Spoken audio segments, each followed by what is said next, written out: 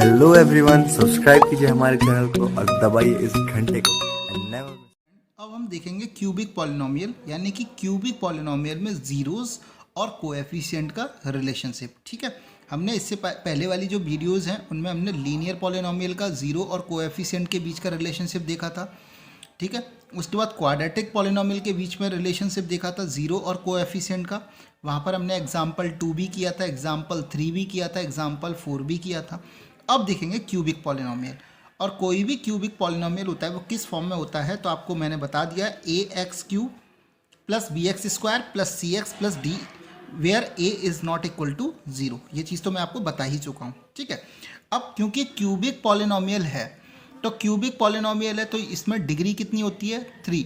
तो मैक्सिमम कितने जीरोज़ हो सकते हैं, 3 जीरोज़ हो सकते हैं, मैं बता चुका हूँ। और मिनिमम कितने हो सकते हैं, 0। तो मैक्सिमम 3 हो सकते हैं। तो हमने कहा let alpha beta and gamma are 3 zeros. हमने माना कि एल्फा बीटा और गामा मतलब 3 जीरो होंगे, तीनों के नाम दे दिए एल्फा बीटा और गामा, ये 3 जीरो हैं। अब इनका रिलेशनशिप देखो, अगर हम देखो alpha plus beta plus gamma, अगर हम इन तीनों का टोटल करते हैं तो वो किसके इक्वल होंगे, माइनस के बी अपॉन ए के इक्वल होंगे। और माइनस का बी, अब देखो माइनस तो है ही है और बी क्या है, अगर आप देखोगे तो बी यहाँ पर क्या है, कोएफिशिएंट ऑफ एक्स स्क्वायर, तो कोएफिशिएंट ऑफ एक्स स्क्वायर है।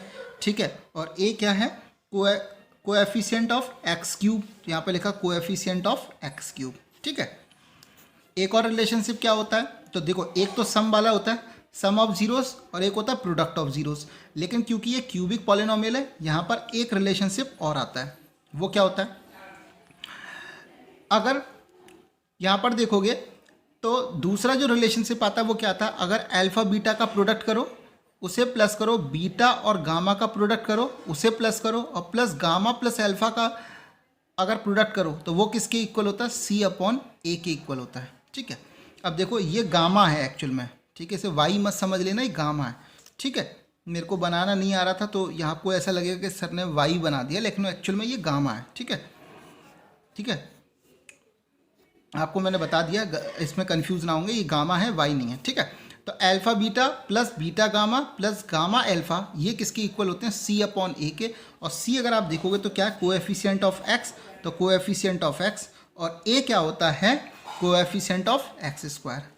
और अगर इनका प्रोडक्ट करेंगे, देखो सम और प्रोडक्ट तो हमने क्वाड्रेटिक पॉलिनोमियल में भी देखा था, तो अगर इनका प्रोडक्ट करेंगे अल्फा बीटा और गामा, इन तीनों का अगर हम प्रोडक्ट करते हैं तो वो किसके इक्वल होते हैं, माइनस का डी अपॉन ए के इक्वल होते हैं। और डी क्या है, यहाँ पर एक कांस्टेंट टर्म है, तो यहाँ पे लिखेंगे माइनस, और डी की वैल्यू क्या है, कांस्टेंट टर्म, और ए क्या है, coefficient of x cube, coefficient of x cube, यहाँ पर भी कोएफिशिएंट ऑफ एक्स क्यूब है ये। ठीक है, तो यहाँ पर आपको समझ में आ गया होगा जीरो और कोएफिशिएंट का क्या क्या रिलेशनशिप है। 3 रिलेशनशिप आएंगे, अगर तीनों को ऐड करते हो तो वो माइनस का बी अपॉन ए के इक्वल है। बी यहाँ पर कोएफिशिएंट ऑफ एक्स स्क्वायर होता है और ए होता है coefficient of x cube. Alpha beta plus beta gamma plus gamma alpha c upon a के इक्वल होते हैं, यानी कि coefficient of x upon coefficient of x cube. Alpha beta gamma तीनों का प्रोडक्ट करते हैं तो वो माइनस का डी अपॉन ए के इक्वल होते हैं, यानी कि माइनस का constant term upon coefficient of x cube. ठीक है, यहाँ तक की बात समझ में आ गई होगी, इसमें भी तो कोई नहीं है, बहुत सिंपल चीज़ है। ठीक है, अब हम देखते हैं एग्जाम्पल 5। एग्जाम्पल 5 क्या बोलता है, वेरीफाई दैट 3 माइनस का 1 और माइनस का 1 upon 3 are the zeros of the cubic polynomial p x. ठीक है, ये क्या है, क्यूबिक पॉलिनोमियल के 3 जीरोज आपको दे रखे हैं। इनको पहले तो क्या करना है, वेरीफाई करना है कि ये तीनों जीरोज हैं या नहीं। और फिर क्या लिख रहा है, ये पॉलिनोमियल क्या है, 3x cube minus 5x square minus 11x minus 3, and then verify the relationship between the zeros and the coefficient. ठीक है, आपकी एनसीईआरटी बुक का एग्जांपल 5 है, जिसमें क्या बोलता है कि एक क्यूबिक पॉलिनोमियल है, ये दे रखा है आपको क्यूबिक पॉलिनोमियल, इसके 3 जीरोज आपको ये दे रखे हैं।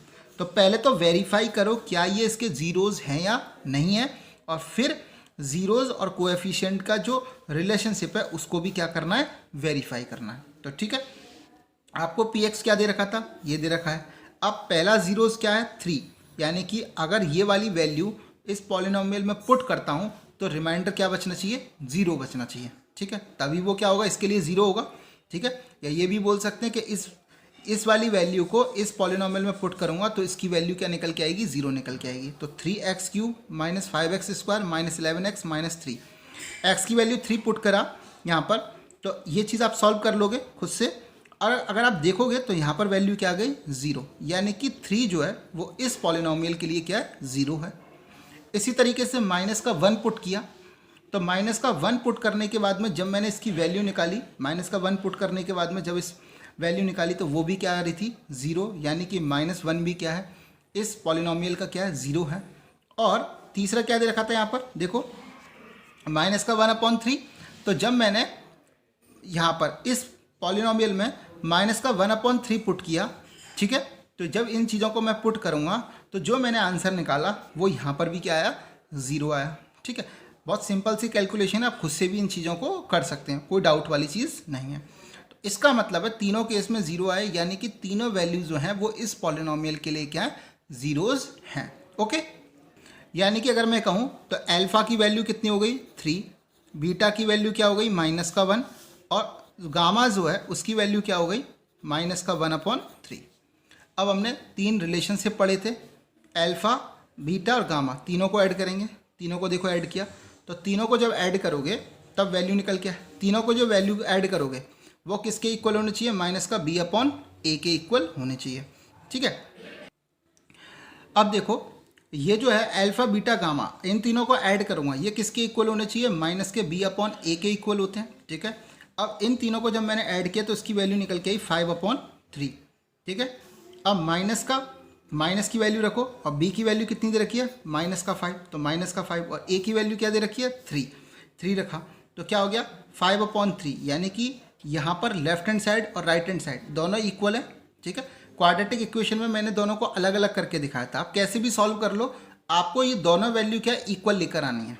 ठीक है, तो पहला जो रिलेशनशिप था उसमें क्या किया, अल्फा, बीटा, गामा तीनों को ऐड किया तो 5/3 आ रहा है, और अल्फा, बीटा, गामा किसके इक्वल होते हैं, -b/a के इक्वल होते हैं। -b का मतलब क्या, कोएफिशिएंट ऑफ x², a का मतलब कोएफिशिएंट ऑफ x³।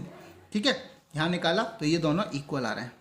दूसरा रिलेशनशिप क्या था, यहाँ पर देखोगे अल्फा, बीटा, बीटा, गामा और गामा, अल्फा, इन तीनों का जो को प्रोडक्ट करके ऐड करेंगे, यहाँ पर देखो सब वैल्यू मैंने पुट की, तो ये किसके इक्वल है, c/a के।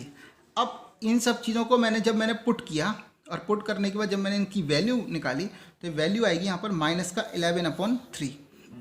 और देखो c का मतलब क्या होता है, कोएफिशिएंट ऑफ x की वैल्यू देखो यहाँ पर क्या दे रखा है, -11, तो -11, और a क्या दे रखा है, 3। ठीक है, तो यहाँ पर -11/3, और देखो c/a यहाँ पर भी क्या आ रहा है, -11/3 आ रहा है। ठीक है, यानी कि यहाँ पर लेफ्ट हैंड साइड और राइट हैंड साइड दोनों इक्वल है, यानी कि ये भी रिलेशनशिप क्या हो रहा है, वेरीफाई हो रहा है। और इसी तरीके से अल्फा, बीटा, गामा, इन तीनों का अगर मल्टीप्लाई करोगे तो वो -d/a के इक्वल होने चाहिए। इन तीनों का मल्टीप्लाई किया तो वैल्यू है 1, और -d क्या होता है, कांस्टेंट टर्म देखो यहाँ पर क्या दे रखा है, -3, और a की वैल्यू क्या है, 3। तो देखो जब यहाँ पर करेंगे माइनस है तो माइनस, और d की वैल्यू भी -3/3, तो क्या हो जाएगा 3/3, 3 से 3 कैंसिल आउट, तो क्या बचेगा, 1। ठीक है, तो इस तरीके से इसके तीनों रिलेशनशिप क्या हो गए, वेरीफाई हो गए। क्यूबिक पॉलिनोमियल के जो क्वेश्चंस हैं वो आपके एनसीईआरटी के बुक में नहीं दे रखे, एक ही एग्जाम्पल दे रखा था। ठीक है, फिर भी मैंने आपको यहाँ पर चीज़ें करा दी हैं ताकि कभी भी आपसे एग्जाम में पूछे तो आप इन चीज़ों को किस तरीके से हैंडल करेंगे, आप आराम से इन चीज़ों को कर सकते हैं। ठीक है, आई होप कि आपको ये चीज़ें समझ में आ रही होंगी। ठीक है।